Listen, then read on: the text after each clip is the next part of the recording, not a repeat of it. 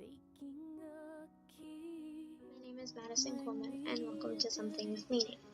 For those of you who have seen some of my videos already, this one is going to be a little different. This video has 3 poems in it, one titled Soon, one titled Short of Breath, and the other Alternative Methods.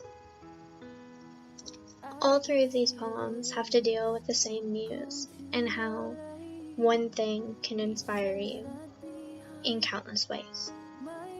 So, bear with me, and I hope that these can tell their own story together, even though they weren't intended to be together, if that makes sense. Alright, so first, we have Soon.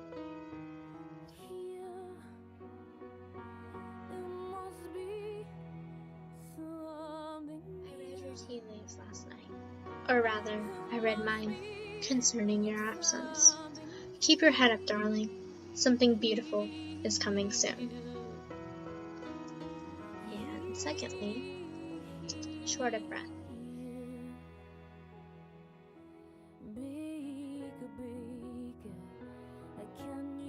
I always love when days get dark, so long and tragic, that we believe we can see the stars. It's moments in life like that we have to thank for our growth. I find it inspiring that emptiness and fear are brave enough to offer us a chance to question and test our faith. And I know what you're about to say, and yes, I am writing this at 2 a.m. while doing that exact thing, questioning, testing. But what kind of artist would I be if I banished my starside rants from these hollowed pages of clarity? And what would I gain from my poetic therapy sessions if I didn't at least try to make something stunning as roses or moons from my pain?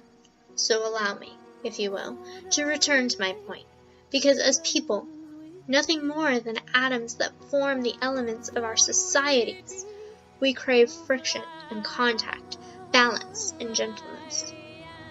We must be reminded that others out there have felt what we are feeling when we feel it, and we must know that we are never in any second of time, or will we ever be, truly alone. And I have noticed something fascinating in the way humans manage to be stars, fueled and passionate, and snowflakes, frigid and stoic, all at once, without ever so much as batting an eyelash. And no matter how horrible we feel, or how dark the sky gets, we will always remain more radiant than the sun, and more complex than any universe. And it's always thoughts like this that get me through the days when I forget how to breathe. Darling, don't you remember? You're not alone. Make me whole again. And finally, and I wonder what's in a day, what's in your cake this time. You asked me to stop writing about you because you aren't coming back. So instead, I'll write about things like the stars and the rain, and I'll say all these things that you got mad at me for, and remind myself just how much hatred I've got bottled up inside, and buried beneath all this anger and this hate and this loneliness and all the passions built up for nothing. And I'll wait. I'll talk about the photographs ripped in half, the ones that were only ever taken in dreams, and I'll ink these pages with thoughts that can only ever be covered and conveyed in blood and tears, and I'll pull my hair out without fear of looking bad, because the only opinion I've ever cared about is gone. I'll copy down all your secret spills from the walls and shadows at midnight of the house I don't even live in anymore.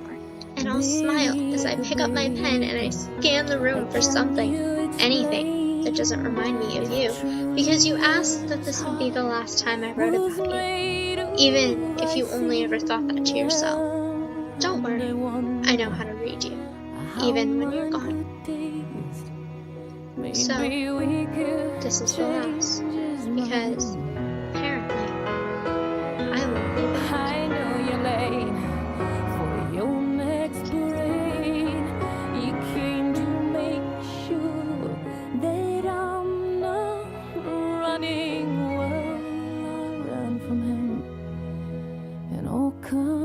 ways. Guess it was his turn this time.